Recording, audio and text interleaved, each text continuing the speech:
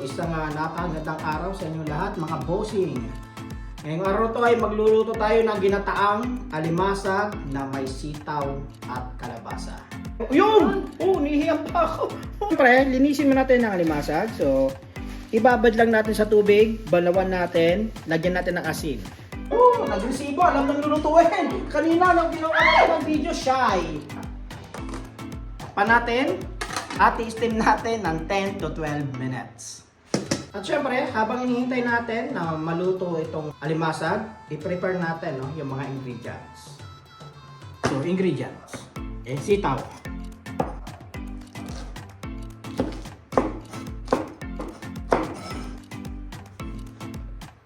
So, kalabasa, ikat na rin natin. Syempre, tanggal natin yung buto. Ikat lang natin ang kalabasa into cubes.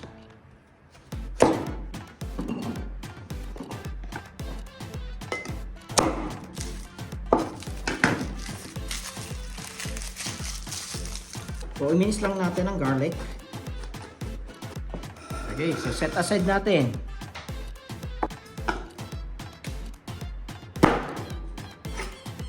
Okay, so set lang natin ang sibuyas.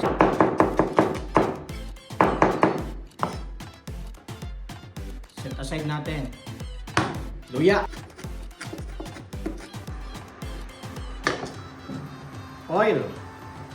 Lagyan natin yung bawang, sibuyas at saka yung luya, no? Pagsabay-sabay na natin.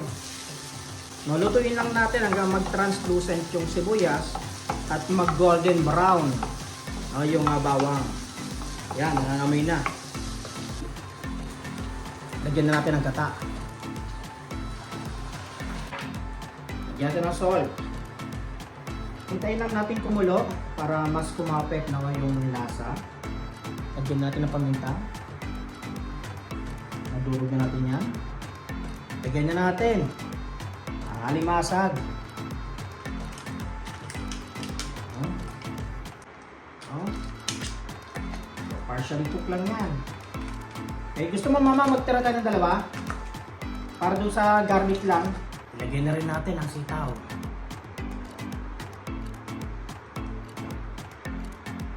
Kalabasa. Lagyan natin siguro. Takpan hanggang maluto. Okay, so nagtira tayo ng dalawa. Ito, spin lang natin.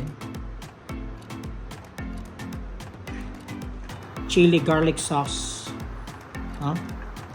Try natin.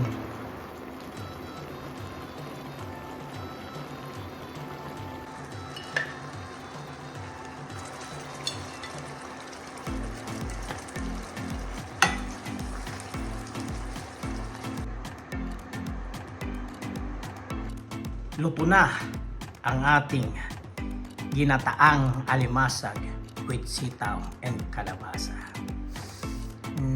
Kain tayo.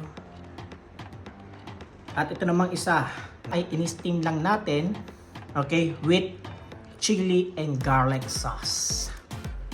No, so kain tayo mga bossing. Yan, so mukbang tayo, no? So hindi natin kailangan ng kutsara, mukbang tayo So ito yung ating steam, then yung sauce. Ma, ito na sauce. Oh ma, ayan. Ang tamis. Pag Tamis? ganun palang presko si... Tatamis pa ba sa akin yan, ma? Oo naman. Yan, lupat na sauce. Yan, dalawa na naman ang camera natin. So yung sauce na ginamit natin dito is chili garlic sauce. Yan, wala siyang butter. Dahil nga, wala tayong dalawang butter dito. Ito na lang, okay na to. Tikman natin.